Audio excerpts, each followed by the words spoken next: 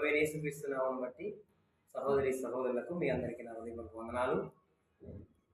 మొదటి కొరింథీయులకు రాసిన పత్రిక, అపోస్తలుడైన పౌలు కొరింథీయులకు రాసిన మొదటి పత్రిక మొదటి అధ్యాయము 23వ వచనంలో పౌలు గారు ఈ విధంగా రాయించి మనకు ఉంచారు.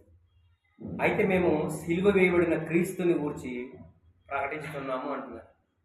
అంటే సిలువ వేయబడిన క్రీస్తుని గురించి మరియు ఆ సిలువలో మరణించి సమాధి చేయబడి పునరుద్ధానమైన క్రీస్తు యేసును గూర్చి మేము ప్రకటిస్తున్నాం. దీనిని సువార్త అంటారు.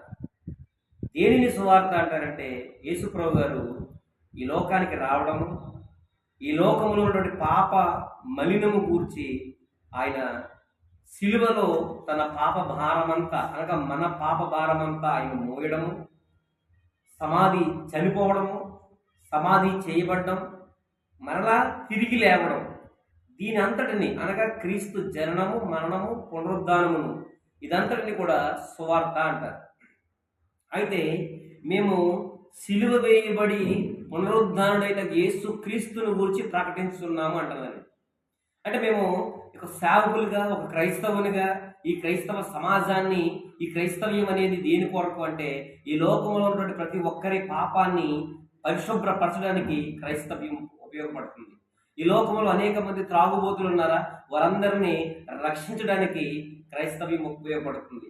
ఈ లోకంలో అనేక మంది మోసగాళ్ళు ఉన్నారా, అసూయపరులు ఉన్నారా, స్వార్థపరులు ఉన్నారా, దొంగతనాలు చేసేవారు ఉన్నారా, ఇలాగ కక్షల చేత కుట్రల చేత అనేక మంది ఈ సమాజాన్ని పాడు చేసేవారందరినీ గురించి ఈ క్రైస్తవ్యం దేవుని పరిశుద్ధమైన గ్రంథము వాక్యము చేత వారందరినీ బాగు చేయడానికి, ఈ సమాజాన్ని మెరుగుపరచడానికి ఈ సువార్త క్రైస్తవ్యం ఎంతగానో ఉపయోగపడుతుంది. చాలా మంది అంటుంటారు, ఇదిగో మతం మారిపోయారు. మతం ఎవరో మారలేదు, మారమని మా పాస్టర్స్ కూడా ఎవరు కూడా చెప్పరు. మేము ఏం చెప్తామంటే సువార్త చెప్తాము. అయ్యా ఇదిగో నీ జీవితాన్ని నువ్వు మార్చుకో. ఆ త్రాగుడు చేత, ఆ వ్యభిచారం చేత, ఆ భర్తకు తెలియకుండా భార్య, భార్య తెలియకుండా భర్త, ఇలాగ పిల్లలు, వీరందరూ కూడా వ్యభిచారం కానీ, త్రాగుడు కానీ, ఈ చాలా మోసపూరితమైన పనుల చేత ఏం చేస్తారంటే తన కుటుంబాన్ని తను పాడు చేసుకుంటాడు.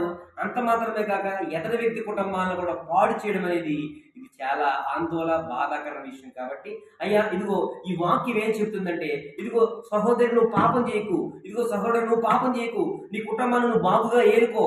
నీ కుటుంబం బాగుంటే నీ పక్క కుటుంబం కూడా బాగుంటుంది, మీరందరూ బాగుంటే సమాజం బాగుంటుంది. ఇలా సమాజం బాగుంటే దేవుడు కూడా ఎంతో సంతోషపడతాడు. ఎందుకంటే పరలోకపు తండ్రి మనల్ని ఆయన పిల్లలుగా ఈ లోకానికి ఎందుకు ఇచ్చాడంటే నువ్వు శుభ్రంగా బ్రతికి అనేక మందిని చక్కగా శుభ్రంగా బ్రతికిస్తావని సంతోషాలతో మనం బ్రతకాలని దేవుడు మనకి ఈ ఆయుష్ని ఇచ్చాడు. కాబట్టి మన ఆయుష్ ఉన్నంతకాలము కూడా ఎంతో పవిత్రంగా, పరిశుద్ధంగా, యథార్థంగా బ్రతికి అనేక మందిని బ్రతికిస్తావు అని దేవుడికి ఇచ్చాడు. కాబట్టి ఈ సువార్తను మేము ప్రకటిస్తున్నాం.